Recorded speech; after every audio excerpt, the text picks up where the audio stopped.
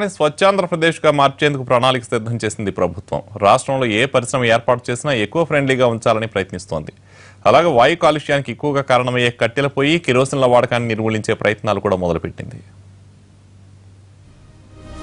వాయు కాలుష్యానికి కారణమవుతున్న వాటిపై దృష్టి పెట్టింది ఏపీ సర్కార్. ఇప్పటికే వాహనాల్లో BS4 టెక్నాలజీ అందుబాటులోకి రావడంతో వాటి నుంచి వచ్చే కాలుష్యం కొంతవరకు తగ్గింది. అయితే వంట చెరకు, కిరోసిన్ వాడకాన్ని తగ్గించడం ద్వారా కాలుష్యాన్ని నియంత్రించవచ్చన్న అంచనాకొచ్చింది ప్రభుత్వం. వంట చెరకు, కిరోసిన్ పొయ్యిల కారణంగా మహిళలు తీవ్ర అనారోగ్యం పాలవుతున్నారు. అలాగే వంట చెరకు కోసం చెట్లు నరకడం వల్ల ఇటు పర్యావరణానికి కూడా నష్టం కలుగుతోంది. దీన్ని నివారించడానికి 100% కుటుంబాలకు LPG కనెక్షన్స్ ఇవ్వాలని నిర్ణయించింది.